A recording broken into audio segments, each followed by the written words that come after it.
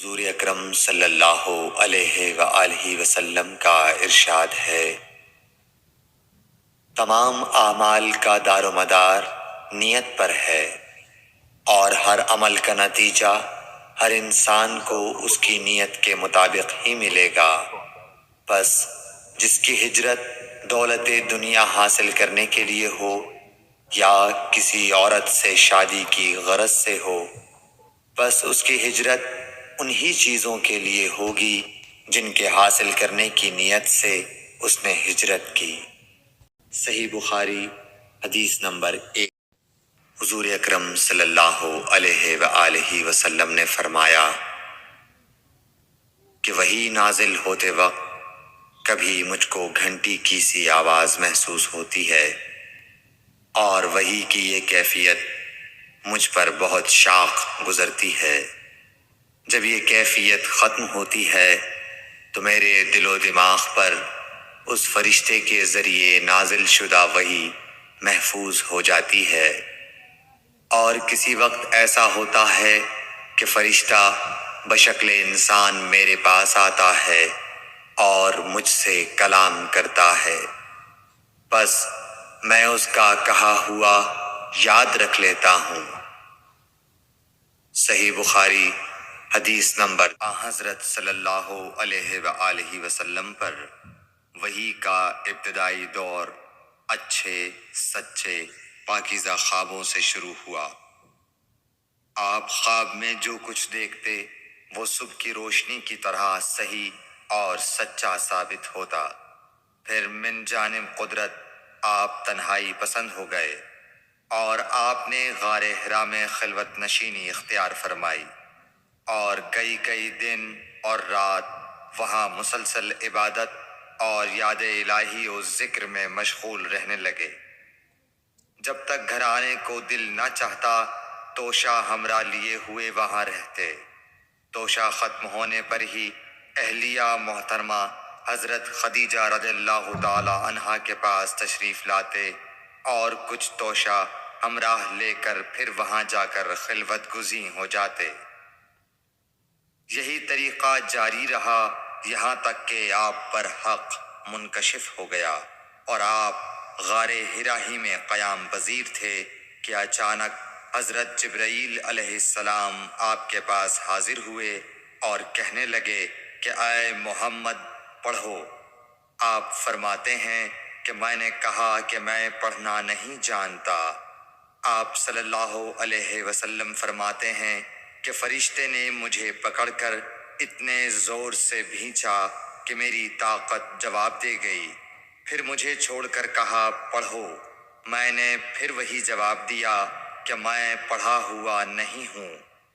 اس فرشتے نے مجھ کو نہایت ہی زور سے بھینچا کہ مجھ کو سخت تکلیف محسوس ہوئی، پھر اس نے کہا کہ پڑھ۔ میں نے کہا میں پڑھا ہوا نہیں ہوں۔ فرشتے نے تیسری بار مجھ کو پکڑا اور تیسری مرتبہ پھر مجھ کو بھینچا، پھر مجھے چھوڑ دیا اور کہنے لگا کہ پڑھو اپنے رب کے نام کی مدد سے جس نے پیدا کیا اور انسان کو خون کی پھٹکی سے بنایا۔ پڑھو اور آپ کا رب بہت ہی مہربانیاں کرنے والا ہے۔ بس یہی آیتیں آپ حضرت جبرائیل علیہ السلام سے سن کر اس حال میں غار حرا سے واپس ہوئے کہ آپ کا دل اس انوکھے واقعے سے کانپ رہا تھا۔ آپ حضرت خدیجہ کے ہاں تشریف لائے اور فرمایا کہ مجھے کمبل اوڑھا دو، مجھے کمبل اوڑھا دو۔ لوگوں نے آپ کو کمبل اوڑھا دیا۔ جب آپ کا ڈر جاتا رہا تو آپ نے اپنی زوجہ محترمہ حضرت خدیجہ رضی اللہ تعالی عنہا کو تفصیل کے ساتھ یہ واقعہ سنایا اور فرمانے لگے کہ مجھ کو اب اپنی جان کا خوف ہو گیا ہے۔ آپ کی اہلیہ محترمہ حضرت خدیجہ رضی اللہ تعالی عنہا نے آپ کی ڈھارس بندھائی اور کہا کہ آپ کا خیال صحیح نہیں ہے۔ اللہ کی قسم آپ کو اللہ کبھی رسوا نہیں کرے گا۔ آپ تو اخلاق فاضلہ کے مالک ہیں، آپ تو کنبہ پرور ہیں، بے کسوں کا بوجھ اپنے سر پر رکھتے ہیں مفلسوں کے لیے آپ کماتے ہیں، مہمان نوازی میں آپ بے مثال ہیں، اور مشکل وقت میں آپ امر حق کا ساتھ دیتے ہیں۔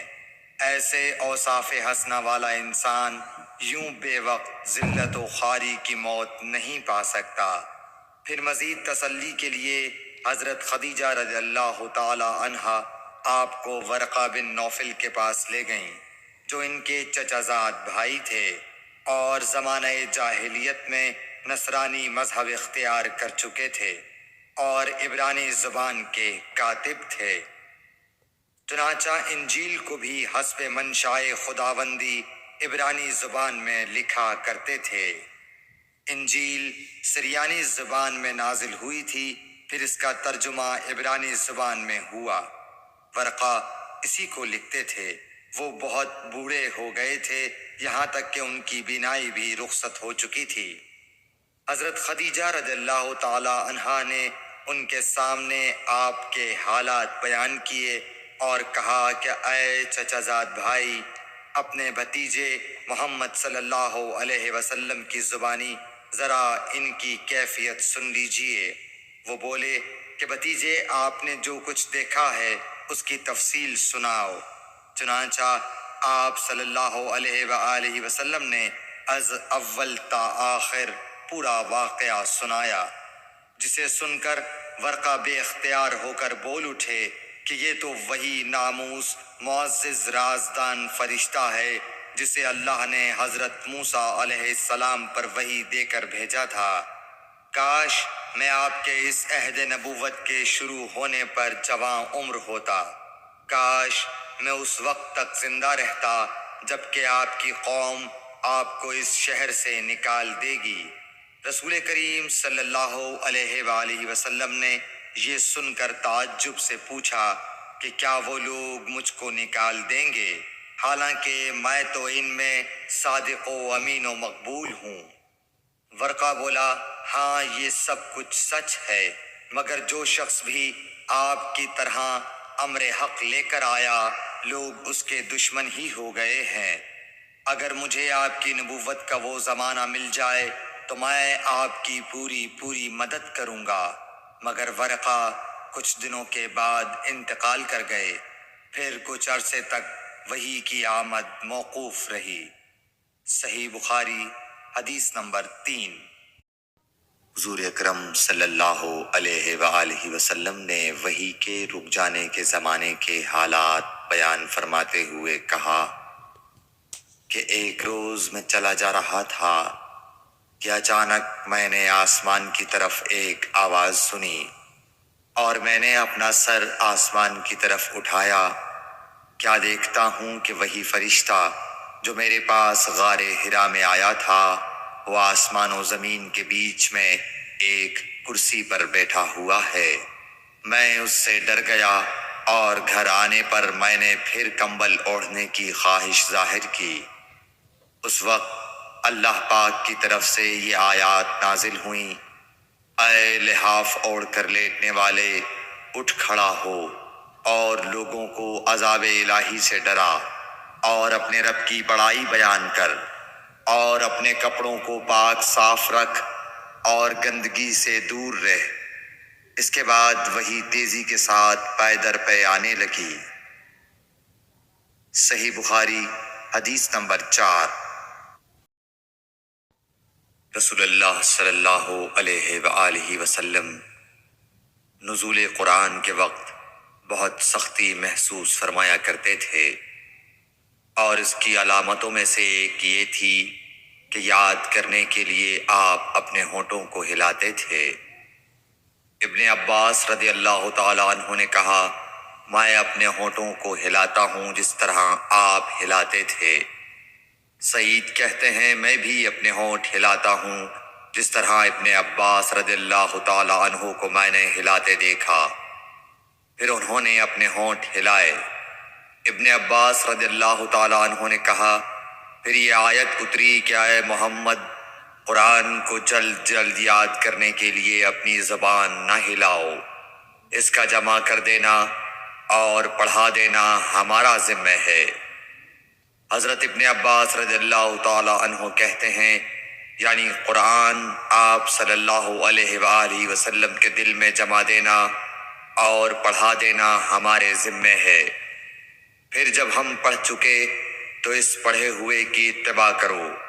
ابن عباس رضی اللہ تعالی عنہ فرماتے ہیں، اس کا مطلب یہ ہے آپ اس کو خاموشی کے ساتھ سنتے رہو، اس کے بعد مطلب سمجھا دینا ہمارے ذمے ہے۔ پھر یقیناً یہ ہماری ذمہ داری ہے کہ آپ اس کو پڑھو، یعنی اس کو محفوظ کر سکو۔ چنانچہ اس کے بعد جب آپ کے پاس حضرت جبرائیل علیہ السلام وحی لے کر آتے تو آپ توجہ سے سنتے۔ جب وہ چلے جاتے تو رسول اللہ صلی اللہ علیہ وسلم اس وحی کو اس طرح پڑھتے جس طرح حضرت جبرائیل علیہ السلام نے اسے پڑھا تھا۔ صحیح بخاری حدیث نمبر 5۔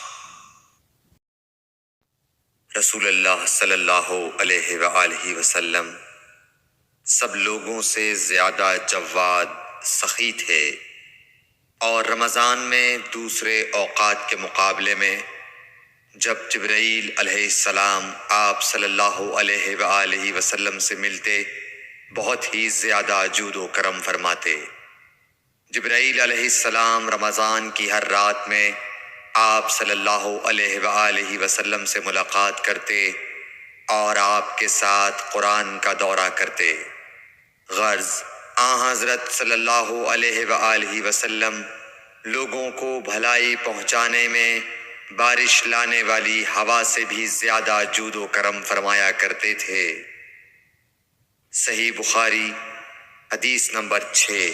کل شاہ روم نے قریش کے قافلے میں ایک آدمی بلانے کو بھیجا، اور اس وقت یہ لوگ تجارت کے لیے ملک شام گئے ہوئے تھے، اور یہ وہ زمانہ تھا جب رسول اللہ صلی اللہ علیہ وسلم نے قریش اور ابو سفیان سے ایک وقتی عہد کیا ہوا تھا۔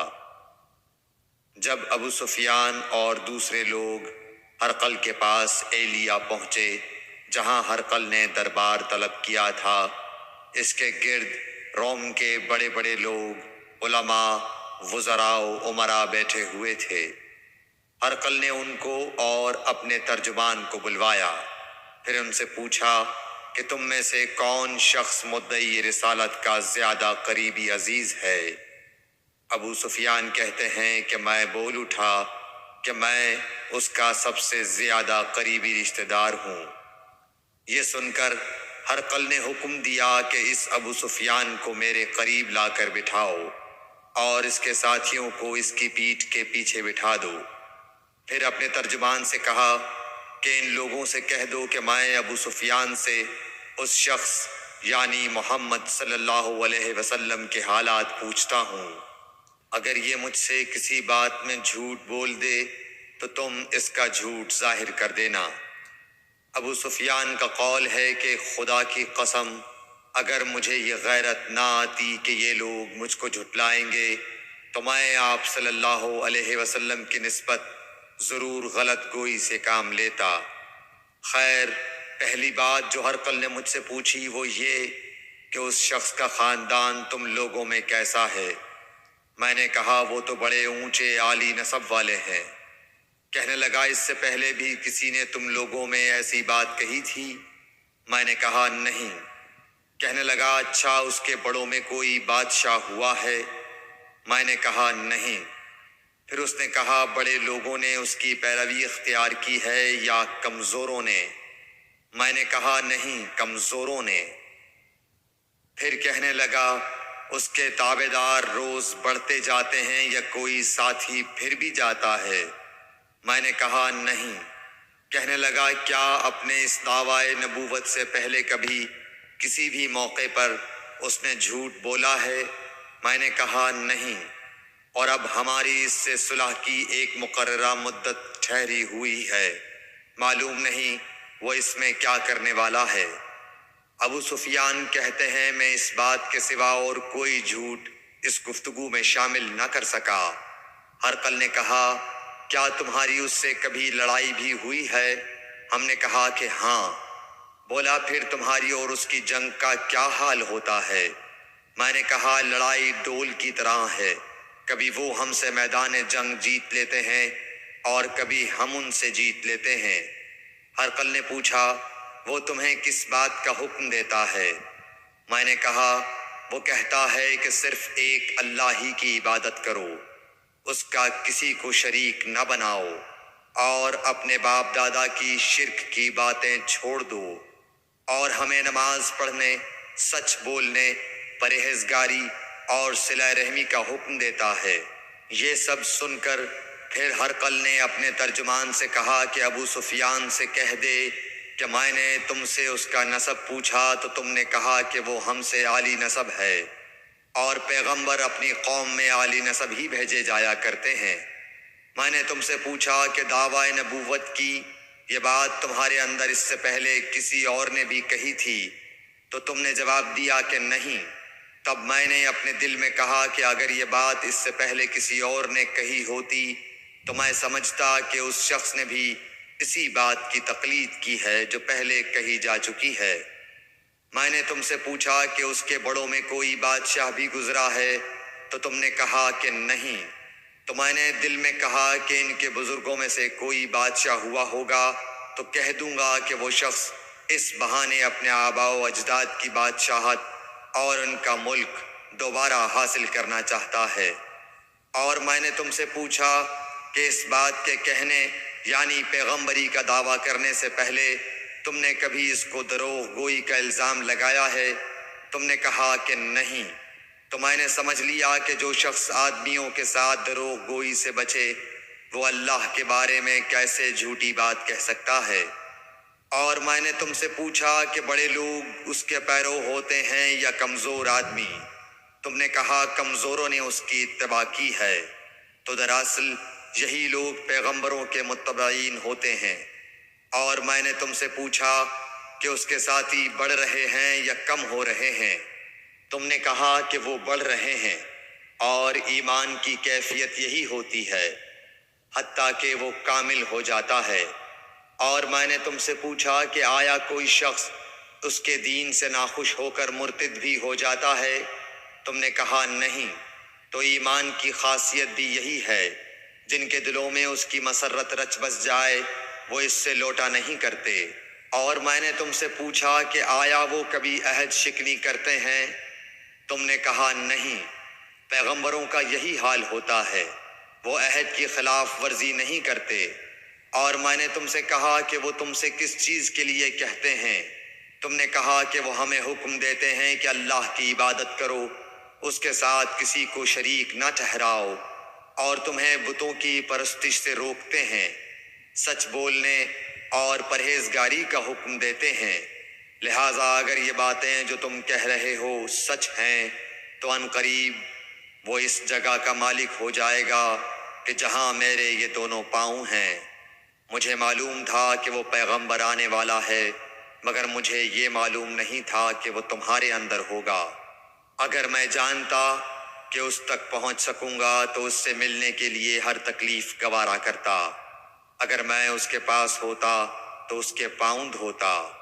ہرقل نے رسول اللہ صلی اللہ علیہ وسلم کا وہ خط منگایا جو آپ نے وحیہ کلبی رضی اللہ تعالیٰ عنہ کے ذریعے حاکم بصرہ کے پاس بھیجا تھا، اور اس نے وہ ہرقل کے پاس بھیج دیا تھا۔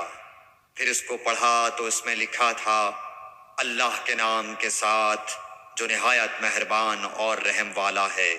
اللہ کے بندے اور اس کے پیغمبر محمد صلی اللہ علیہ وسلم کی طرف سے یہ خط ہے شاہ روم کے لیے۔ اس شخص پر سلام ہو جو ہدایت کی پیروی کرے۔ اس کے بعد میں آپ کے سامنے دعوت اسلام پیش کرتا ہوں۔ اگر آپ اسلام لے آئیں گے تو دین و دنیا میں سلامتی نصیب ہوگی، اللہ آپ کو دوہرا ثواب دے گا، اور اگر آپ میری دعوت سے روگردانی کریں گے تو آپ کی رعایا کا گناہ بھی آپ ہی پر ہوگا۔ اور اے اہل کتاب، ایک ایسی بات پر آ جاؤ جو ہمارے اور تمہارے درمیان یکساں ہے، وہ یہ کہ ہم اللہ کے سوا کسی کی عبادت نہ کریں اور کسی کو اس کا شریک نہ ٹھہرائیں۔ اور نہ ہم میں سے کوئی کسی کو خدا کے سوا اپنا رب بنائے۔ پھر اگر وہ اہل کتاب اس کتاب سے منہ پھیر لیں تو مسلمانوں، تم ان سے کہہ دو کہ تم مانو یا نہ مانو، ہم ایک خدا کے اطاعت گزار ہیں۔ ابو سفیان کہتے ہیں جب ہرقل نے جو کچھ کہنا تھا کہہ دیا اور خط پڑھ کر فارغ ہوا تو اس کے ارد گرد بہت شور و غوغا ہوا، بہت سی آوازیں اٹھیں اور ہمیں باہر نکال دیا گیا۔ تب میں نے اپنے ساتھیوں سے کہا کہ ابو کبشہ کے بیٹے، حضرت صلی اللہ علیہ وسلم کا معاملہ تو بہت بڑھ گیا۔ دیکھو تو اس سے بنی اصفر روم کا بادشاہ بھی ڈرتا ہے۔ مجھے اس وقت سے اس بات کا یقین ہو گیا کہ حضور صلی اللہ علیہ وسلم ان قریب غالب ہو کر رہیں گے، حتیٰ کہ اللہ نے مجھے مسلمان کر دیا۔ راوی کا بیان ہے کہ ابن ناطور ایلیا کا حاکم ہرقل کا مصاحب اور شام کے نصارہ کا لاٹ پادری بیان کرتا تھا کہ ہرقل جب ایلیا آیا ایک دن صبح کو پریشان اٹھا تو اس کے درباریوں نے دریافت کیا کہ آج ہم آپ کی حالت بدلی ہوئی پاتے ہیں، کیا وجہ ہے؟ ابن ناطور کا بیان ہے کہ ہرقل نجومی تھا، علم نجوم میں وہ پوری مہارت رکھتا تھا۔ اس نے اپنے ہم نشینوں کو بتایا کہ میں نے آج رات ستاروں پر نظر ڈالی تو دیکھا کہ ختنہ کرنے والوں کا بادشاہ ہمارے ملک پر غالب آ گیا ہے۔ بھلا اس زمانے میں کون لوگ ختنہ کرتے ہیں؟ انہوں نے کہا کہ یہود کے سوا کوئی ختنہ نہیں کرتا، سو ان کی وجہ سے پریشان نہ ہوں۔ سلطنت کے تمام شہروں میں یہ حکم لکھ بھیجیے کہ وہاں جتنے یہودی ہوں سب قتل کر دیے جائیں۔ وہ لوگ انہی باتوں میں مشغول تھے کہ ہرقل کے پاس ایک آدمی لایا گیا جسے شاہ غسان نے بھیجا تھا۔ اس نے رسول اللہ صلی اللہ علیہ وسلم کے حالات بیان کیے۔ جب ہرقل نے سارے حالات سن لیے تو کہا کہ جا کر دیکھو وہ ختنہ کیے ہوئے ہے یا نہیں۔ انہوں نے اسے دیکھا تو بتلایا کہ وہ ختنہ کیا ہوا ہے۔ ہرقل نے جب اس شخص سے عرب کے بارے میں پوچھا تو اس نے بتلایا کہ وہ ختنہ کرتے ہیں۔ تب ہرقل نے کہا کہ یہی محمد صلی اللہ علیہ وسلم اس امت کے بادشاہ ہیں جو پیدا ہو چکے ہیں۔ پھر اس نے اپنے ایک دوست کو رومیہ خط لکھا اور وہ بھی علم نجوم میں ہرقل کی طرح ماہر تھا۔ پھر وہاں سے ہرقل حمص چلا گیا۔ ابھی حمص سے نکلا نہیں تھا کہ اس کے دوست کا خط اس کے جواب میں آ گیا۔ اس کی رائے بھی حضور صلی اللہ علیہ وسلم کے ظہور کے بارے میں ہرقل کے موافق تھی کہ محمد صلی اللہ علیہ وسلم واقعی پیغمبر ہیں۔ اس کے بعد ہرقل نے روم کے بڑے آدمیوں کو اپنے حمص کے محل میں طلب کیا اور اس کے حکم سے محل کے دروازے بند کر لیے گئے۔ پھر وہ اپنے خاص محل سے باہر آیا اور کہا، اے روم والو، کیا ہدایت اور کامیابی میں کچھ حصہ تمہارے لیے بھی ہے؟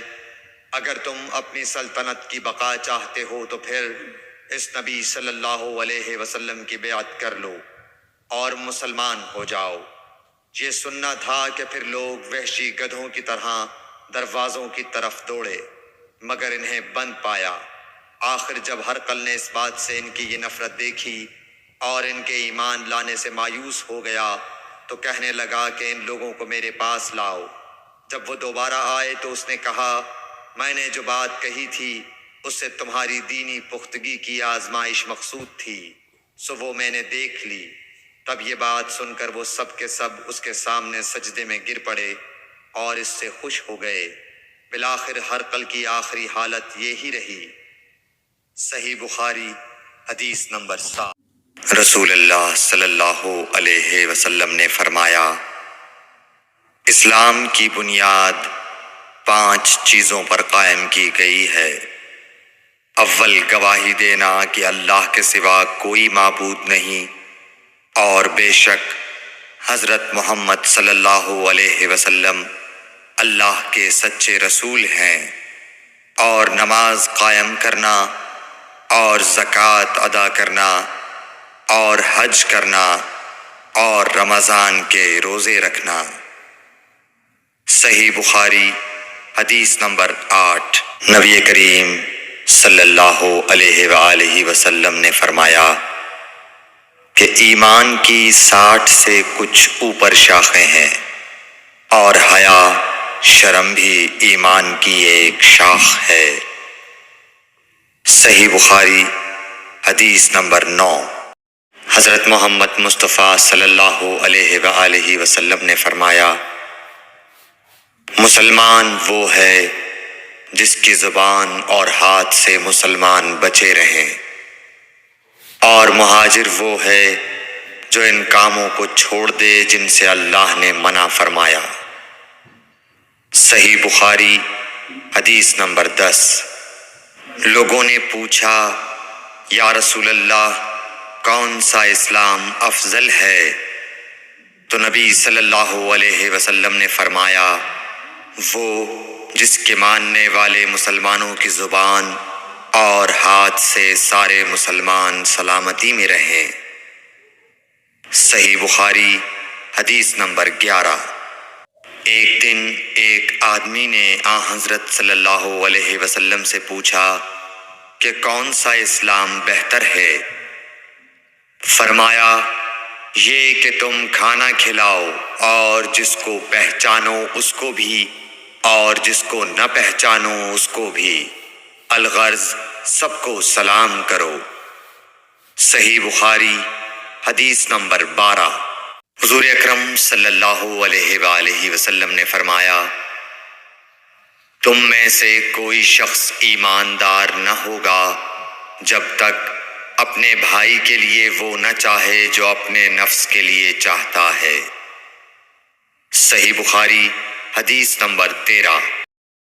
رسول کریم صلی اللہ علیہ وسلم نے فرمایا، قسم ہے اس ذات کی جس کے ہاتھ میں میری جان ہے، تم میں سے کوئی بھی ایماندار نہ ہوگا جب تک میں اس کے والد اور اولاد سے بھی زیادہ اس کا محبوب نہ بن جاؤں۔ صحیح بخاری حدیث نمبر 14۔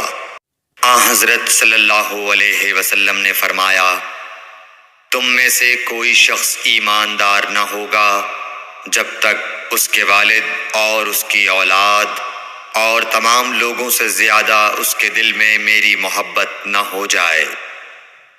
صحیح بخاری حدیث نمبر 15۔ نبی کریم صلی اللہ علیہ وآلہ وسلم نے فرمایا، 3 خصلتیں ایسی ہیں کہ جس میں یہ پیدا ہو جائیں اس نے ایمان کی مٹھاس کو پا لیا۔ اول یہ کہ اللہ اور اس کا رسول اس کے نزدیک سب سے زیادہ محبوب بن جائیں۔ دوسرے یہ کہ وہ کسی انسان سے محض اللہ کی رضا کے لیے محبت رکھے۔ تیسرے یہ کہ وہ کفر میں واپس لوٹنے کو ایسا برا جانے جیسا کہ آگ میں ڈالے جانے کو برا جانتا ہے۔ صحیح بخاری حدیث نمبر 16۔ حضور اکرم صلی اللہ علیہ وآلہ وسلم نے فرمایا، انصار سے محبت رکھنا ایمان کی نشانی ہے، اور انصار سے کینہ رکھنا نفاق کی نشانی ہے۔ صحیح بخاری حدیث نمبر 17۔ رسول اللہ صلی اللہ علیہ وسلم نے اس وقت جب آپ کے گرد صحابہ کی ایک جماعت بیٹھی ہوئی تھی فرمایا کہ مجھ سے بیعت کرو اس بات پر کہ اللہ کے ساتھ کسی کو شریک نہ کرو گے، چوری نہ کرو گے، زنا نہ کرو گے، اپنی اولاد کو قتل نہ کرو گے، اور ناعمدن کسی پر کوئی ناحق بہتان باندھو گے، اور کسی بھی اچھی بات میں اللہ کی نافرمانی نہ کرو گے۔ جو کوئی تم میں اس عہد کو پورا کرے گا تو اس کا ثواب اللہ کے ذمے ہے، اور جو کوئی ان بری باتوں میں سے کسی کا ارتکاب کرے اور اسے دنیا میں اسلامی قانون کے تحت سزا دے دی گئی تو یہ سزا اس کے گناہوں کے لیے بدلہ ہو جائے گی، اور جو کوئی ان میں سے کسی بات میں مبتلا ہو گیا اور اللہ نے اس کے گناہ کو چھپا لیا تو پھر اس کا معاملہ اللہ کے حوالے ہے، اگر چاہے معاف کرے اور اگر چاہے سزا دے دے۔ عبادہ کہتے ہیں کہ پھر ہم سب نے ان سب باتوں پر آپ صلی اللہ علیہ وسلم سے بیعت کر لی۔ صحیح بخاری حدیث نمبر 18۔ رسول اللہ صلی اللہ علیہ وسلم نے فرمایا، وہ وقت قریب ہے جب مسلمان کا سب سے عمدہ مال اس کی بکریاں ہوں گی، جن کے پیچھے وہ پہاڑوں کی چوٹیوں اور برساتی وادیوں میں اپنے دین کو بچانے کے لیے بھاگ جائے گا۔ صحیح بخاری حدیث نمبر 19۔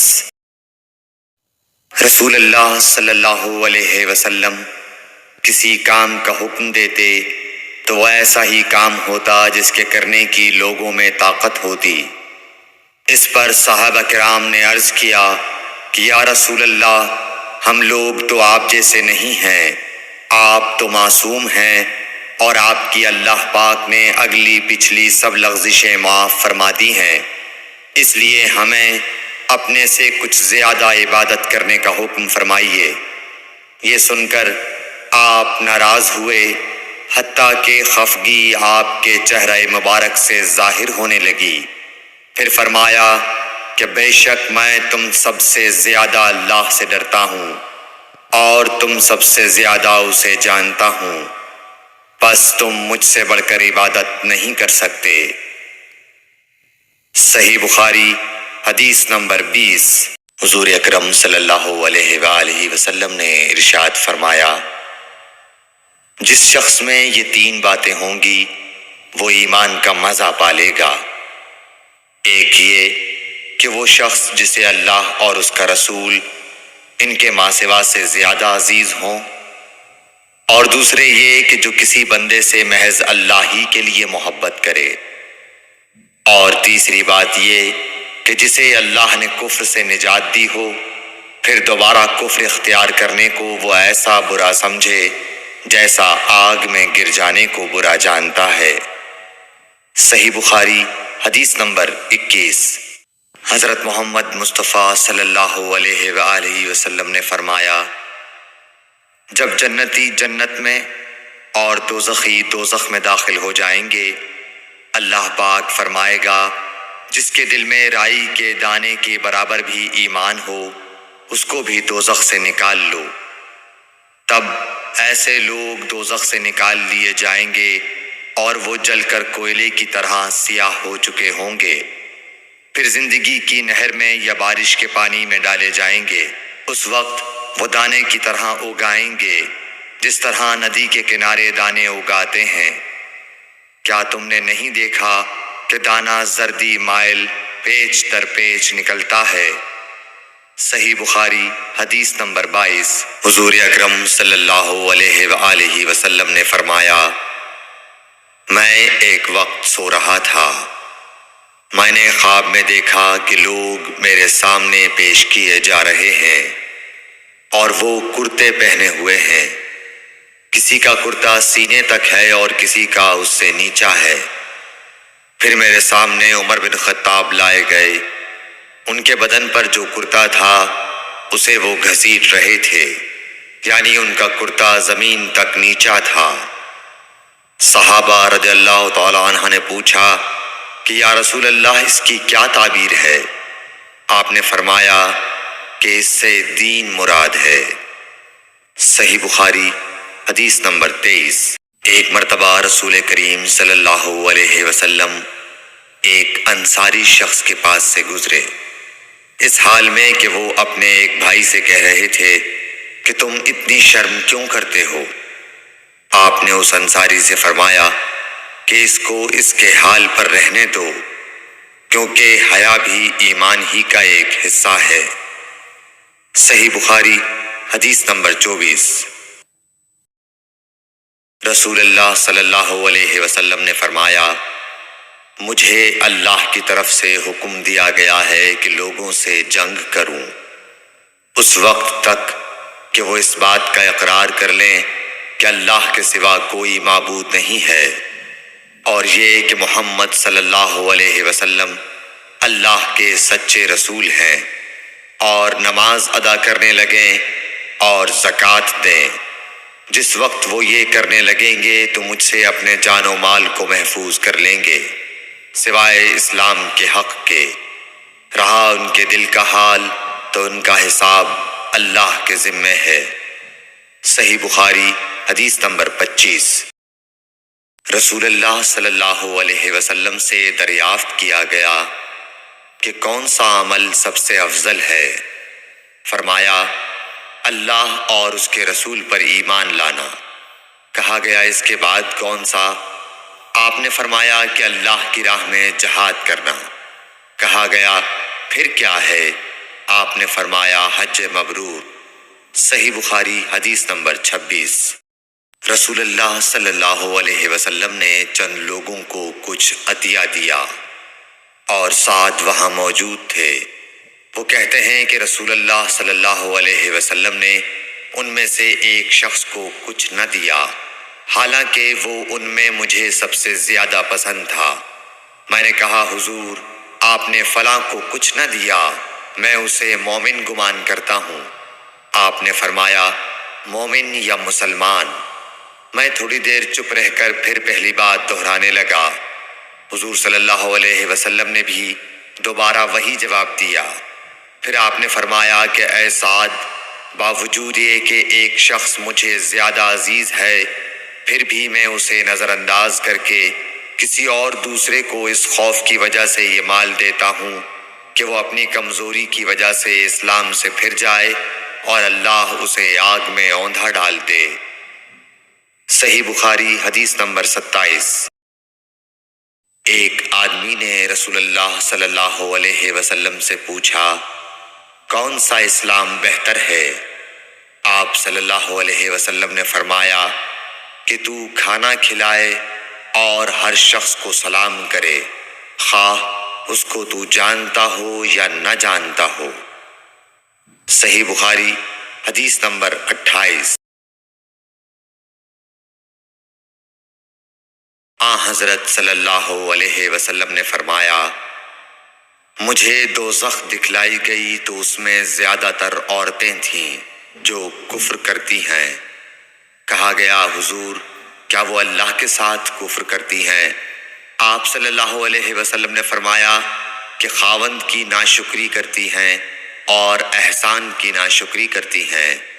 اگر تم عمر بھر ان میں سے کسی کے ساتھ احسان کرتے رہو، پھر تمہاری طرف سے کبھی کوئی ان کے خیال میں ناگواری کی بات ہو جائے تو فوراً کہہ اٹھے گی کہ میں نے کبھی بھی تجھ سے کوئی بھلائی نہیں دیکھی۔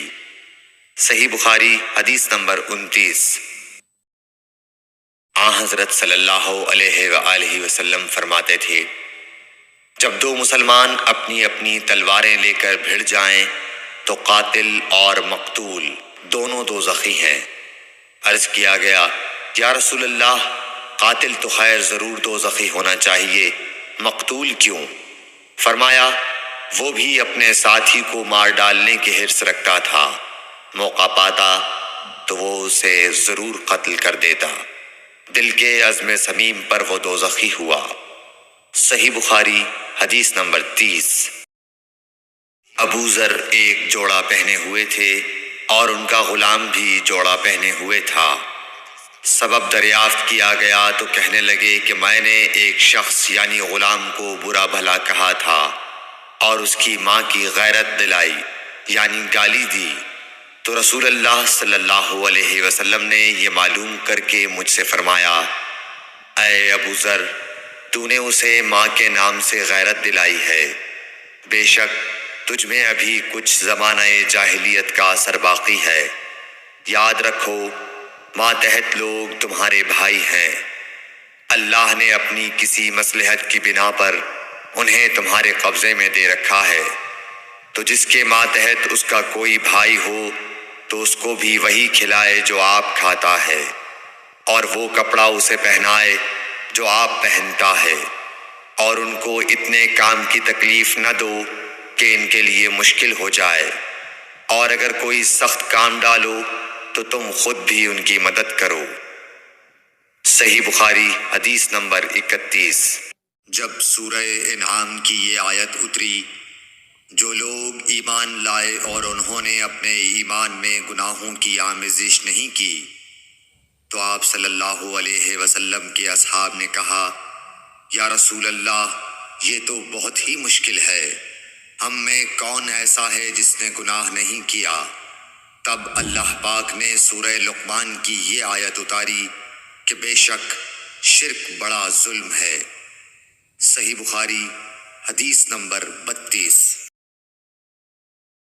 رسول اللہ صلی اللہ علیہ وآلہ وسلم نے فرمایا، منافق کی علامتیں 3 ہیں: جب بات کرے جھوٹ بولے، جب وعدہ کرے اس کے خلاف کرے، اور جب اس کو امین بنایا جائے تو خیانت کرے۔ صحیح بخاری حدیث نمبر 33۔ رسول اللہ صلی اللہ علیہ وسلم نے فرمایا کہ 4 عادتیں جس کسی میں ہوں تو وہ خالص منافق ہے، اور جس کسی میں ان 4 میں سے ایک عادت ہو تو وہ بھی نفاق ہی ہے جب تک اسے نہ چھوڑ دے۔ وہ یہ ہیں: جب اسے امین بنایا جائے تو امانت میں خیانت کرے، اور بات کرتے وقت جھوٹ بولے، اور جب کسی سے عہد کرے تو اسے پورا نہ کرے، اور جب کسی سے لڑے تو گالیوں پر اتر آئے۔ صحیح بخاری حدیث نمبر 34۔ رسول اللہ صلی اللہ علیہ وسلم نے فرمایا، جو شخص شب قدر ایمان کے ساتھ محض ثواب آخرت کے لیے ذکر و عبادت میں گزارے، اس کے گزشتہ گناہ بخش دیے جاتے ہیں۔ صحیح بخاری حدیث نمبر 35۔ رسول اللہ صلی اللہ علیہ وسلم نے فرمایا، جو شخص اللہ کی راہ میں جہاد کے لیے نکلا، اللہ اس کا ضامن ہو گیا۔ اللہ تعالیٰ فرماتا ہے، اس کو میری ذات پر یقین اور میرے پیغمبروں کی تصدیق نے اس سرفروشی کے لیے گھر سے نکالا ہے۔ میں اس بات کا ضامن ہوں کہ یا تو اس کو واپس کر دوں ثواب اور مال غنیمت کے ساتھ، یا شہید ہونے کے بعد جنت میں داخل کر دوں۔ رسول اللہ صلی اللہ علیہ وسلم نے فرمایا، اور اگر میں اپنی امت پر اس کام کو دشوار نہ سمجھتا تو لشکر کا ساتھ نہ چھوڑتا، اور میری خواہش ہے کہ اللہ کی راہ میں مارا جاؤں، پھر زندہ کیا جاؤں، پھر مارا جاؤں، پھر زندہ کیا جاؤں، پھر مارا جاؤں۔ صحیح بخاری حدیث نمبر 36۔ حضرت صلی اللہ علیہ وسلم نے فرمایا، جو کوئی رمضان میں راتوں کو ایمان رکھ کر اور ثواب کے لیے عبادت کرے، اس کے اگلے گناہ بخش دیے جاتے ہیں۔ صحیح بخاری حدیث نمبر 37۔ حضرت صلی اللہ علیہ وسلم نے فرمایا، جس نے رمضان کے روزے ایمان اور خالص نیت کے ساتھ رکھے، اس کے پچھلے گناہ بخش دیے گئے۔ صحیح بخاری حدیث نمبر 38۔ حضرت صلی اللہ علیہ وسلم نے فرمایا، بے شک دین آسان ہے، اور جو شخص دین میں سختی اختیار کرے گا تو دین اس پر غالب آ جائے گا، اور اس کی سختی نہ چل سکے گی۔ بس اس لیے اپنے عمل میں پختگی اختیار کرو، اور جہاں تک ممکن ہو میانہ روی برتو، اور خوش ہو جاؤ کہ اس طرز عمل سے تم کو دارین کے فوائد حاصل ہوں گے، اور صبح اور دوپہر اور شام اور کسی قدر رات میں عبادت سے مدد حاصل کرو۔ نماز 5 وقتہ بھی مراد ہو سکتی ہے کہ پابندی سے ادا کرو۔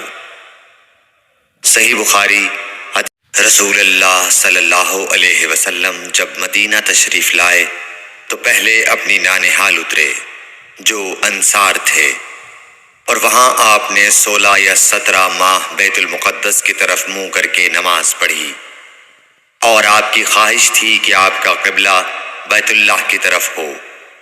جب بیت اللہ کی طرف نماز پڑھنے کا حکم ہو گیا تو سب سے پہلی نماز جو آپ نے بیت اللہ کی طرف پڑھی عصر کی نماز تھی۔ وہاں آپ صلی اللہ علیہ وسلم کے ساتھ لوگوں نے بھی نماز پڑھی۔ پھر آپ کے ساتھ نماز پڑھنے والوں سے ایک آدمی نکلا اور اس کا مسجد بنی حارثہ کی طرف گزر ہوا تو وہ لوگ رکوع میں تھے۔ وہ بولا کہ میں اللہ کی گواہی دیتا ہوں کہ میں نے رسول اللہ صلی اللہ علیہ وسلم کے ساتھ مکے کی طرف منہ کر کے نماز پڑھی ہے۔ یہ سن کر وہ لوگ اسی حال میں بیت اللہ کی طرف گھوم گئے، اور جب رسول اللہ صلی اللہ علیہ وسلم بیت المقدس کی طرف منہ کر کے نماز پڑھا کرتے تھے، یہودی اور عیسائی خوش ہوتے تھے، مگر جب آپ نے بیت اللہ کی طرف منہ پھیر لیا تو انہیں یہ امر ناگوار ہوا۔ زہیر ایک راوی کہتے ہیں کہ ہم سے ابو اسحاق نے برا سے یہ حدیث بھی نقل کی ہے کہ قبلہ کی تبدیلی سے پہلے کچھ مسلمان انتقال کر چکے تھے، تو ہمیں یہ معلوم نہ ہو سکا کہ ان کی نمازوں کے بارے میں کیا کہیں۔ تب اللہ نے یہ آیت نازل کی، وَمَا كَانَ اللَّهُ لِيُضِيعَ إِيمَانَكُمْ، سورہ بقرہ آیت نمبر 143۔ صحیح بخاری حدیث نمبر 40۔ حضور اکرم صلی اللہ علیہ وآلہ وسلم نے ارشاد فرمایا کہ جب ایک بندہ مسلمان ہو جائے اور اس کا اسلام عمدہ ہو، یقین و خلوص کے ساتھ ہو، تو اللہ اس کے گناہ کو جو اس نے اس اسلام لانے سے پہلے کیا معاف فرما دیتا ہے، اور اب اس کے بعد کے لیے بدلہ شروع ہو جاتا ہے، یعنی ایک نیکی کے عوض 10 گناہ سے لے کر 700 گناہ تک ثواب، اور ایک برائی کا اسی برائی کے مطابق بدلہ دیا جاتا ہے، مگر یہ کہ اللہ تعالیٰ اس برائی سے بھی درگزر کرے اور اسے بھی معاف فرما دے، یہ بھی اس کے لیے آسان ہے۔ صحیح بخاری حدیث نمبر 41۔ رسول اللہ صلی اللہ علیہ وسلم نے فرمایا کہ تم میں سے کوئی شخص جب اپنے اسلام کو عمدہ بنا لے، یعنی نفاق اور ریا سے پاک کر لے، تو ہر نیک کام جو وہ کرتا ہے اس کے عوض 10 سے لے کر 700 گناہ تک نیکیاں لکھی جاتی ہیں، اور ہر برا کام جو کرتا ہے تو وہ اتنا ہی لکھا جاتا ہے جتنا کہ اس نے کیا ہے۔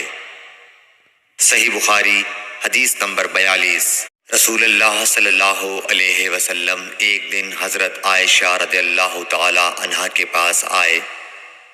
اس وقت ایک عورت حضرت عائشہ رضی اللہ تعالی عنہا کے پاس بیٹھی تھی۔ آپ صلی اللہ علیہ وسلم نے دریافت کیا، یہ کون ہے؟ عرض کیا، فلاں عورت، اور اس کی نماز کے اشتیاق اور پابندی کا ذکر کیا۔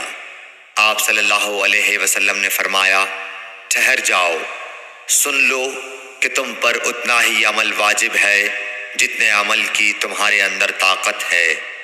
اللہ کی قسم، ثواب دینے سے اللہ نہیں اکتاتا، مگر تم عمل کرتے کرتے اکتا جاؤ گے، اور اللہ کو دین کا وہی عمل زیادہ پسند ہے جس کی ہمیشہ پابندی کی جا سکے، اور انسان بغیر اکتائے اسے انجام دے۔ صحیح بخاری حدیث نمبر 43۔ رسول اللہ صلی اللہ علیہ وسلم نے فرمایا، جس شخص نے لا الہ الا اللہ کہہ لیا اور اس کے دل میں جو برابر بھی ایمان ہے، تو وہ ایک نہ ایک دن دوزخ سے ضرور نکلے گا، اور دوزخ سے وہ شخص بھی ضرور نکلے گا جس نے کلمہ پڑھا اور اس کے دل میں گیہوں کے دانے برابر خیر ہے، اور دوزخ سے وہ بھی نکلے گا جس نے کلمہ پڑھا اور اس کے دل میں ایک ذرہ برابر بھی خیر ہے۔ صحیح بخاری حدیث نمبر 44۔ ایک یہودی نے حضرت عمر بن خطاب رضی اللہ تعالیٰ عنہ سے کہا کہ اے امیر المومنین، تمہاری کتاب قرآن میں ایک آیت ہے جسے تم پڑھتے ہو، اگر وہ ہم یہودیوں پر نازل ہوتی تو ہم اس کے نزول کے دن کو یوم عید بنا لیتے۔ آپ نے پوچھا وہ کون سی آیت ہے؟ اس نے جواب دیا، سورہ مائدہ کی یہ آیت کہ آج میں نے تمہارے دین کو مکمل کر دیا اور اپنی نعمت تم پر تمام کر دی اور تمہارے لیے دین اسلام پسند کیا۔ حضرت عمر رضی اللہ تعالی عنہ نے فرمایا کہ ہم اس دن اور اس مقام کو خوب جانتے ہیں، جب یہ آیت رسول اللہ صلی اللہ علیہ وسلم پر نازل ہوئی، اس وقت آپ صلی اللہ علیہ وسلم عرفات میں جمعے کے دن کھڑے ہوئے تھے۔ صحیح بخاری حدیث نمبر 45۔ طلحہ بن عبید اللہ کہتے تھے کہ نجد والوں میں سے ایک شخص حضرت صلی اللہ علیہ وسلم کے پاس آیا، سر پریشان یعنی بال بکھرے ہوئے تھے۔ ہم اس کی آواز کی بن بناہٹ سنتے تھے اور ہم سمجھ نہیں پا رہے تھے کہ وہ کیا کہہ رہا ہے، یہاں تک کہ وہ نزدیک آن پہنچا جب معلوم ہوا کہ وہ اسلام کے بارے میں پوچھ رہا ہے۔ حضرت صلی اللہ علیہ وسلم نے فرمایا کہ اسلام دن رات میں 5 نمازیں پڑھنا ہے۔ اس نے کہا بس اس کے سوا تو اور کوئی نماز مجھ پر نہیں۔ آپ نے فرمایا نہیں، مگر تو نفل پڑھے تو اور بات ہے۔ حضرت صلی اللہ علیہ وسلم نے فرمایا اور رمضان کے روزے رکھنا۔ اس نے کہا اور تو کوئی روزہ مجھ پر نہیں ہے۔ آپ نے فرمایا نہیں، مگر تو نفل روزے رکھے تو اور بات ہے۔ طلحہ نے کہا اور حضرت صلی اللہ علیہ وسلم نے اس زکوٰۃ کا بیان کیا۔ وہ کہنے لگا کہ بس اور کوئی صدقہ مجھ پر نہیں ہے۔ آپ نے فرمایا نہیں، مگر یہ کہ تو نفل صدقہ دے تو اور بات ہے۔ پھر وہ شخص پیٹھ موڑ کر چلا گیا، یوں کہتا جاتا تھا قسم خدا کی میں نہ اس سے بڑھاؤں گا نہ گھٹاؤں گا۔ حضرت صلی اللہ علیہ وسلم نے فرمایا اگر یہ سچا ہے تو اپنی مراد کو پہنچ گیا۔ صحیح بخاری حدیث نمبر 46۔ حضرت صلی اللہ علیہ وسلم نے فرمایا جو کوئی ایمان رکھ کر اور ثواب کی نیت سے کسی مسلمان کے جنازے کے ساتھ جائے اور نماز اور دفن سے فراغت ہونے تک اس کے ساتھ رہے تو وہ 2 قیرات ثواب لے کر لوٹے گا۔ ہر قیرات اتنا بڑا ہوگا جیسے احد کا پہاڑ۔ اور جو شخص جنازے پر نماز پڑھ کر دفن سے پہلے لوٹ جائے تو وہ 1 قیرات ثواب لے کر لوٹے گا۔ صحیح بخاری حدیث نمبر 47۔ حضرت صلی اللہ علیہ وسلم نے فرمایا کہ مسلمان کو گالی دینے سے آدمی فاسق ہو جاتا ہے اور مسلمان سے لڑنا کفر ہے۔ صحیح بخاری حدیث نمبر 48۔ حضرت صلی اللہ علیہ وسلم اپنے حجرے سے نکلے، لوگوں کو شب قدر بتانا چاہتے تھے وہ کون سی رات ہے۔ اتنے میں 2 مسلمان آپس میں لڑ پڑے۔ آپ صلی اللہ علیہ وسلم نے فرمایا میں تو اس لیے باہر نکلا تھا کہ تم کو شب قدر بتلاؤں، اور فلاں فلاں آدمی لڑ پڑے تو وہ میرے دل سے اٹھا لی گئی، اور شاید اسی میں کچھ تمہاری بہتری ہو۔ تو اب ایسا کرو کہ شب قدر کو رمضان کی 27ویں، 29ویں اور 25ویں رات میں ڈھونڈا کرو۔ صحیح بخاری حدیث نمبر 49۔ ایک دن حضرت صلی اللہ علیہ وسلم لوگوں میں تشریف فرما تھے کہ آپ کے پاس ایک شخص آیا اور پوچھنے لگا کہ ایمان کسے کہتے ہیں۔ آپ صلی اللہ علیہ وسلم نے فرمایا کہ ایمان یہ ہے کہ تم اللہ پاک کے وجود اور اس کی وحدانیت پر ایمان لاؤ، اور اس کے فرشتوں کے وجود پر، اور اس اللہ کی ملاقات کے برحق ہونے پر، اور اس کے رسولوں کے برحق ہونے پر، اور مرنے کے بعد دوبارہ اٹھنے پر ایمان لاؤ۔ پھر اس نے پوچھا کہ اسلام کیا ہے؟ آپ صلی اللہ علیہ وسلم نے پھر جواب دیا کہ اسلام یہ ہے کہ تم خالص اللہ کی عبادت کرو اور اس کے ساتھ کسی کو شریک نہ بناؤ، اور نماز قائم کرو، اور زکوٰۃ فرض ادا کرو، اور رمضان کے روزے رکھو۔ پھر اس نے احسان کے متعلق پوچھا۔ آپ صلی اللہ علیہ وسلم نے فرمایا احسان یہ ہے کہ تم اللہ کی عبادت اس طرح کرو گویا تم اسے دیکھ رہے ہو۔ اگر یہ درجہ نہ حاصل ہو تو پھر یہ تو سمجھو کہ وہ تم کو دیکھ رہا ہے۔ پھر اس نے پوچھا کہ قیامت کب آئے گی؟ آپ صلی اللہ علیہ وسلم نے فرمایا کہ اس کے بارے میں جواب دینے والا پوچھنے والے سے کچھ زیادہ نہیں جانتا، البتہ میں تمہیں اس کی نشانیاں بتلا سکتا ہوں۔ وہ یہ ہیں کہ جب لونڈی اپنے آقا کو جنے گی اور جب سیاہ اونٹوں کے چرانے والے دیہاتی لوگ ترقی کرتے کرتے مکانات کی تعمیر میں ایک دوسرے سے بازی لے جانے کی کوشش کریں گے، یاد رکھو قیامت کا علم ان 5 چیزوں میں ہے جن کو اللہ کے سوا کوئی نہیں جانتا۔ پھر آپ صلی اللہ علیہ وسلم نے یہ آیت پڑھی کہ اللہ ہی کو قیامت کا علم ہے کہ وہ کب ہوگی۔ پھر وہ پوچھنے والا پیٹھ پھیر کر جانے لگا۔ آپ نے فرمایا کہ اسے واپس بلا کر لاؤ۔ لوگ دوڑ پڑے مگر وہ کہیں نظر نہیں آیا۔ آپ صلی اللہ علیہ وسلم نے فرمایا کہ یہ جبرائیل علیہ السلام تھے جو لوگوں کو ان کا دین سکھانے آئے تھے۔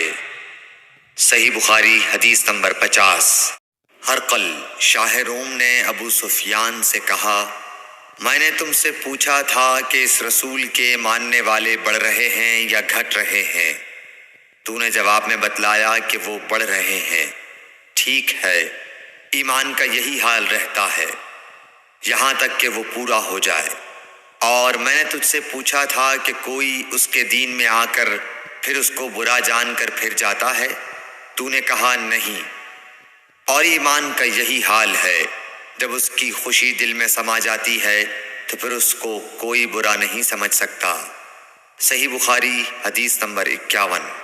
حضور اکرم صلی اللہ علیہ وسلم فرماتے تھے، حلال کھلا ہوا ہے اور حرام بھی کھلا ہوا ہے، اور ان دونوں کے درمیان بعض چیزیں شبہ کی ہیں جن کو بہت لوگ نہیں جانتے کہ حلال ہیں یا حرام۔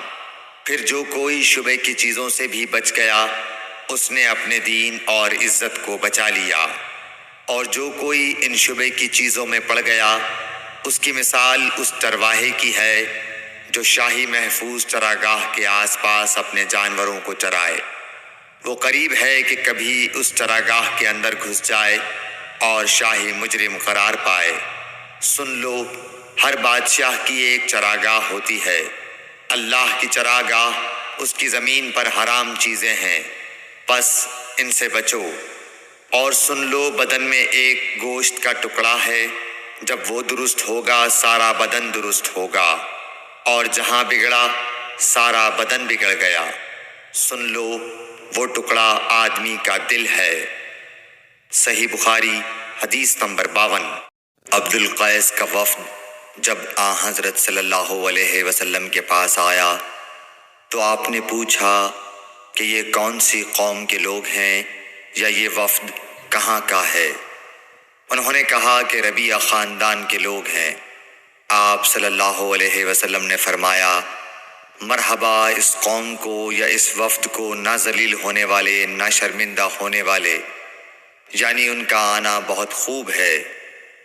وہ کہنے لگے، اے اللہ کے رسول صلی اللہ علیہ وسلم، ہم آپ کی خدمت میں صرف ان حرمت والے مہینوں میں آ سکتے ہیں، کیونکہ ہمارے اور آپ کے درمیان مضر کے کافروں کا قبیلہ آباد ہے۔ پس آپ ہم کو ایک ایسی قطعی بات بتلا دیجئے جس کی خبر ہم اپنے پچھلے لوگوں کو بھی کر دیں جو یہاں نہیں آئے، اور اس پر عمل درآمد کر کے ہم جنت میں داخل ہو جائیں۔ اور انہوں نے آپ سے اپنے برتنوں کے بارے میں بھی پوچھا۔ آپ صلی اللہ علیہ وسلم نے ان کو 4 باتوں کا حکم اور 4 قسم کے برتنوں کو استعمال میں لانے سے منع فرمایا۔ ان کو حکم دیا کہ ایک اکیلے خدا پر ایمان لاؤ۔ پھر آپ صلی اللہ علیہ وسلم نے پوچھا کہ جانتے ہو ایک اکیلے اللہ پر ایمان لانے کا مطلب کیا ہے؟ انہوں نے کہا کہ اللہ اور اس کے رسول ہی کو معلوم ہے۔ آپ نے فرمایا کہ اس بات کی گواہی دینا کہ اللہ کے سوا کوئی معبود نہیں، اور یہ حضرت محمد صلی اللہ علیہ وسلم اس کے سچے رسول ہیں، اور نماز قائم کرنا اور زکوٰۃ ادا کرنا اور رمضان کے روزے رکھنا، اور مال غنیمت سے جو ملے اس کا 5واں حصہ مسلمانوں کے بیت المال میں داخل کرنا، اور 4 برتنوں کے استعمال سے آپ صلی اللہ علیہ وسلم نے ان کو منع فرمایا، سبز لاکھی مرتبان سے اور کدو کے بنائے ہوئے برتن سے، لکڑی کے کھودے ہوئے برتن سے اور روغنی برتن سے، اور فرمایا کہ ان باتوں کو حفظ کر لو اور ان لوگوں کو بھی بتلا دینا جو تم سے پیچھے ہیں اور یہاں نہیں آئے ہیں۔ صحیح بخاری حدیث نمبر 53۔ حضرت صلی اللہ علیہ وسلم نے فرمایا، عمل نیت ہی سے صحیح ہوتے ہیں یا نیت ہی کے مطابق ان کو بدلہ ملتا ہے، اور ہر آدمی کو وہی ملے گا جو نیت کرے گا۔ پس جو کوئی اللہ اور اس کے رسول کی رضا کے لیے ہجرت کرے اور اس کی ہجرت اللہ اور اس کے رسول کی طرف ہوگی، اور جو کوئی دنیا کمانے کے لیے یا کسی عورت سے شادی کرنے کے لیے ہجرت کرے گا تو اس کی ہجرت انہی کاموں کے لیے ہوگی۔ صحیح بخاری حدیث نمبر 54۔ حضرت صلی اللہ علیہ وسلم نے فرمایا، جب آدمی ثواب کی نیت سے اپنے اہل و عیال پر خرچ کرے پس وہ بھی اس کے لیے صدقہ ہے۔ صحیح بخاری حدیث نمبر 55۔ حضرت صلی اللہ علیہ وسلم نے فرمایا، بے شک تو جو کچھ خرچ کرے اور اس سے تیری نیت اللہ کی رضا حاصل کرنی ہو تو تجھ کو اس کا ثواب ملے گا، یہاں تک کہ اس پر بھی جو تو اپنی بیوی کے منہ میں ڈالے۔ صحیح بخاری حدیث نمبر 56۔ جریر بن عبداللہ رضی اللہ تعالی عنہ نے کہا کہ حضرت صلی اللہ علیہ وسلم سے میں نے نماز قائم کرنے اور زکوٰۃ ادا کرنے اور ہر مسلمان کی خیر خواہی کرنے پر بیعت کی۔ صحیح بخاری حدیث نمبر 57۔ جس دن مغیرہ بن شعبہ حاکم کوفہ کا انتقال ہوا تو جریر بن عبداللہ رضی اللہ تعالی عنہ خطبے کے لیے کھڑے ہوئے اور اللہ کی تعریف اور خوبی بیان کی اور کہا، تم کو اکیلے اللہ کا ڈر رکھنا چاہیے، اس کا کوئی شریک نہیں، اور تحمل اور اطمینان سے رہنا چاہیے اس وقت تک کہ کوئی دوسرا حاکم تمہارے اوپر آئے، اور وہ ابھی آنے والا ہے۔ پھر فرمایا کہ اپنے مرنے والے حاکم کے لیے دعائے مغفرت کرو، کیونکہ وہ مغیرہ بھی معافی کو پسند کرتا تھا۔ پھر کہا کہ اس کے بعد تم کو معلوم ہونا چاہیے کہ میں ایک دفعہ حضرت صلی اللہ علیہ وسلم کے پاس آیا اور میں نے عرض کیا کہ میں آپ سے اسلام پر بیعت کرتا ہوں۔ آپ نے مجھ سے ہر مسلمان کی خیر خواہی کے لیے شرط کی، پس میں نے اس شرط پر آپ سے بیعت کر لی۔ پس اس مسجد کے رب کی قسم کہ میں تمہارا خیر خواہ ہوں۔ پھر استغفار کیا اور ممبر سے اتر آئے۔ صحیح بخاری حدیث نمبر 58۔ ایک بار حضرت صلی اللہ علیہ وسلم لوگوں میں بیٹھے ہوئے ان سے باتیں کر رہے تھے، اتنے میں ایک دیہاتی آپ کے پاس آیا اور پوچھنے لگا کہ قیامت کب آئے گی؟ آپ صلی اللہ علیہ وسلم اپنی گفتگو میں مصروف رہے۔ بعض لوگ جو مجلس میں تھے کہنے لگے، آپ صلی اللہ علیہ وسلم نے دیہاتی کی بات سنی لیکن پسند نہیں کی، اور بعض کہنے لگے کہ نہیں، بلکہ آپ نے اس کی بات سنی ہی نہیں۔ جب آپ اپنی باتیں پوری کر چکے تو میں سمجھتا ہوں کہ آپ صلی اللہ علیہ وسلم نے یوں فرمایا، وہ قیامت کے بارے میں پوچھنے والا کہاں گیا؟ اس دیہاتی نے کہا، حضور میں موجود ہوں۔ آپ نے فرمایا کہ جب امانت ایمانداری دنیا سے اٹھ جائے تو قیامت قائم ہونے کا انتظار کر۔ اس نے کہا، ایمانداری اٹھنے کا کیا مطلب ہے؟ آپ صلی اللہ علیہ وسلم نے فرمایا کہ جب حکومت کے کاروبار نالائق لوگوں کو سونپ دیے جائیں تو قیامت کا انتظار کر۔ صحیح بخاری حدیث نمبر 59۔ عبداللہ بن عمرو نے کہا کہ ایک سفر میں جو ہم نے کیا تھا، حضرت صلی اللہ علیہ وسلم ہم سے پیچھے رہ گئے، اور آپ صلی اللہ علیہ وسلم ہم سے اس وقت ملے جب عصر کی نماز کا وقت آن پہنچا تھا۔ ہم جلدی جلدی وضو کر رہے تھے، پس پاؤں کو خوب دھونے کے بدل ہم یوں ہی سا دھو رہے تھے۔ یہ حال دیکھ کر آپ صلی اللہ علیہ وسلم نے بلند آواز سے پکارا، دیکھو ایڑیوں کی خرابی دوزخ سے ہونے والی ہے۔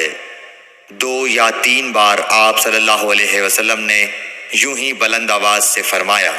صحیح بخاری حدیث نمبر 60۔ حضرت صلی اللہ علیہ وسلم نے فرمایا، درختوں میں ایک درخت ایسا ہے کہ اس کے پتے نہیں جھڑتے، اور مسلمان کی مثال اسی درخت کی سی ہے، بتاؤ وہ کون سا درخت ہے؟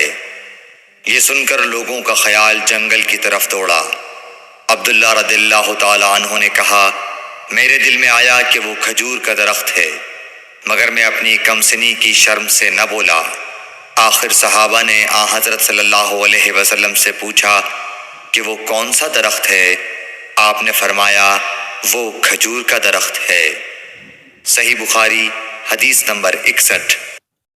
حضرت صلی اللہ علیہ وسلم نے فرمایا، درختوں میں سے ایک درخت ایسا ہے کہ اس کے پتے نہیں جھڑتے، اور مسلمان کی بھی یہی مثال ہے، بتلاؤ وہ کون سا درخت ہے؟ یہ سن کر لوگوں کے خیالات جنگل کے درختوں میں چلے گئے۔ عبداللہ نے کہا کہ میرے دل میں آیا کہ بتلا دوں کہ وہ کھجور کا درخت ہے، لیکن وہاں بہت بزرگ موجود تھے، اس لیے مجھ کو شرم آئی۔ آخر صحابہ نے عرض کیا، یا رسول اللہ، آپ ہی بیان فرما دیجئے۔ آپ صلی اللہ علیہ وسلم نے بتلایا کہ وہ کھجور کا درخت ہے۔ صحیح بخاری حدیث نمبر 62۔ حضرت صلی اللہ علیہ وآلہ وسلم ایک بار مسجد میں بیٹھے ہوئے تھے، اتنے میں ایک شخص اونٹ پر سوار ہو کر آیا اور اونٹ کو مسجد میں بٹھا کر باندھ دیا۔ پھر پوچھنے لگا، بھائیو تم لوگوں میں محمد کون سے ہیں؟ حضرت صلی اللہ علیہ وسلم اس وقت لوگوں میں تکیہ لگائے بیٹھے ہوئے تھے۔ ہم نے کہا، حضرت محمد صلی اللہ علیہ وسلم یہ سفید رنگ والے بزرگ ہیں جو تکیہ لگائے ہوئے تشریف فرما ہیں۔ تب وہ آپ سے مخاطب ہوا، کیا اے عبد المطلب کے فرزند؟ آپ صلی اللہ علیہ وسلم نے فرمایا، کہو، میں آپ کی بات سن رہا ہوں۔ وہ بولا، میں آپ سے کچھ دینی باتیں دریافت کرنا چاہتا ہوں، اور ذرا سختی سے بھی پوچھوں گا، تو آپ اپنے دل میں برا نہ مانیے گا۔ آپ صلی اللہ علیہ وسلم نے فرمایا، نہیں، جو تمہارا دل چاہے پوچھو۔ تب اس نے کہا کہ میں آپ کے رب اور اگلے لوگوں کے رب تبارک و تعالیٰ کی قسم دے کر پوچھتا ہوں، کیا آپ کو اللہ نے دنیا کے سب لوگوں کی طرف رسول بنا کر بھیجا ہے؟ آپ صلی اللہ علیہ وسلم نے فرمایا، ہاں یا میرے اللہ۔ پھر اس نے کہا، میں آپ کو اللہ کی قسم دیتا ہوں، کیا اللہ نے آپ کو رات دن میں 5 نمازیں پڑھنے کا حکم فرمایا ہے؟ آپ صلی اللہ علیہ وسلم نے فرمایا، ہاں یا میرے اللہ۔ پھر کہنے لگا، میں آپ کو اللہ کی قسم دے کر پوچھتا ہوں کہ کیا اللہ نے آپ کو یہ حکم دیا ہے کہ سال بھر میں اس مہینے رمضان کے روزے رکھو؟ آپ صلی اللہ علیہ وسلم نے فرمایا، ہاں یا میرے اللہ۔ پھر کہنے لگا، میں آپ کو اللہ کی قسم دے کر پوچھتا ہوں کہ کیا اللہ نے آپ کو یہ حکم دیا ہے کہ آپ ہم میں سے جو مالدار لوگ ہیں ان سے زکوٰۃ وصول کر کے ہمارے محتاجوں میں بانٹ دیا کریں؟ حضرت صلی اللہ علیہ وسلم نے فرمایا، ہاں یا میرے اللہ۔ تب وہ شخص کہنے لگا، جو حکم آپ اللہ کے پاس سے لائے ہیں میں ان پر ایمان لایا، اور میں اپنی قوم کے لوگوں کا جو یہاں نہیں آئے ہیں بھیجا ہوا تحقیق حال کے لیے آیا ہوں۔ صحیح بخاری حدیث نمبر 63۔ رسول اللہ صلی اللہ علیہ وسلم نے ایک شخص کو اپنا ایک خط دے کر بھیجا اور اسے یہ حکم دیا کہ اسے حاکم بحرین کے پاس لے جائے۔ بحرین کے حاکم نے وہ خط کسریٰ شاہ ایران کے پاس بھیج دیا۔ جس وقت اس نے وہ خط پڑھا تو چاک کر ڈالا۔ راوی کہتے ہیں، اور میرا خیال ہے کہ ابن مسیب نے اس کے بعد مجھ سے کہا کہ اس واقعے کو سن کر رسول اللہ صلی اللہ علیہ وسلم نے اہل ایران کے لیے بد دعا کی کہ وہ بھی چاک شدہ خط کی طرح ٹکڑے ٹکڑے ہو جائیں۔ اللہ نے بہت جلد اپنے سچے رسول صلی اللہ علیہ وسلم کی دعا کا اثر ظاہر کر دیا۔ صحیح بخاری حدیث نمبر 64۔ رسول اللہ صلی اللہ علیہ وسلم نے کسی بادشاہ کے نام دعوت اسلام دینے کے لیے ایک خط لکھا یا لکھنے کا ارادہ کیا تو آپ صلی اللہ علیہ وسلم سے کہا گیا کہ وہ بغیر مہر کے خط نہیں پڑھتے، یعنی بے مہر کے خط کو مستند نہیں سمجھتے۔ تب آپ صلی اللہ علیہ وسلم نے چاندی کی انگوٹھی بنوائی جس میں محمد الرسول اللہ کندہ تھا۔ صحیح بخاری حدیث نمبر 65۔ ایک مرتبہ رسول اللہ صلی اللہ علیہ وسلم مسجد میں تشریف فرما تھے اور لوگ آپ صلی اللہ علیہ وسلم کے ارد گرد بیٹھے ہوئے تھے کہ 3 آدمی وہاں آئے۔ ان میں سے 2 رسول اللہ صلی اللہ علیہ وسلم کے سامنے پہنچ گئے اور ایک واپس چلا گیا۔ پھر وہ دونوں رسول اللہ صلی اللہ علیہ وسلم کے سامنے کھڑے ہو گئے۔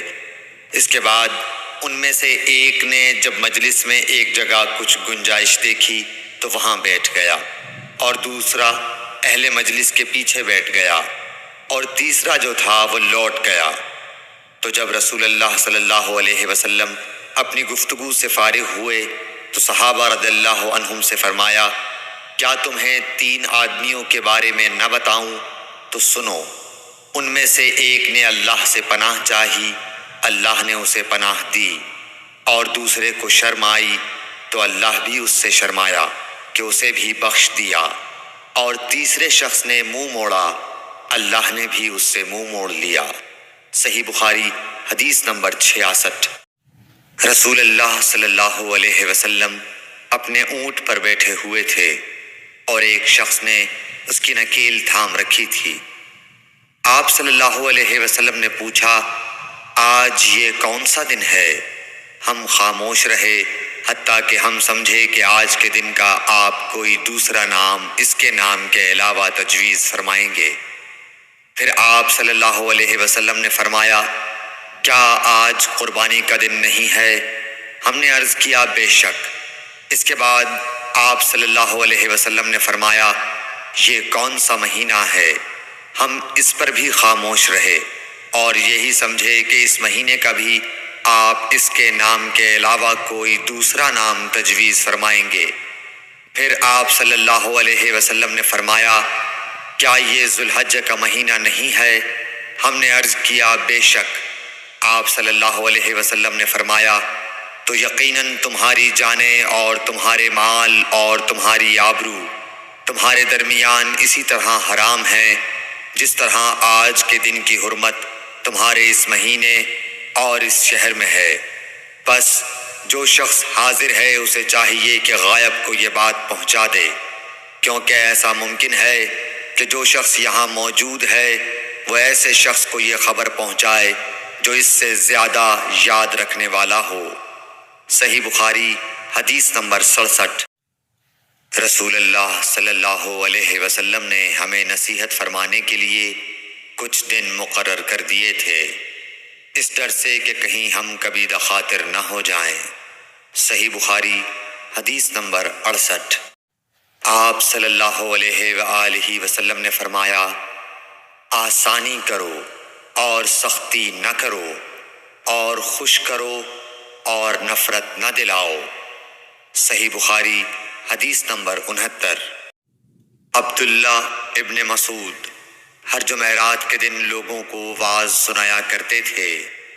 ایک آدمی نے ان سے کہا، اے ابو عبد الرحمن، میں چاہتا ہوں کہ تم ہمیں ہر روز واعظ سنایا کرو۔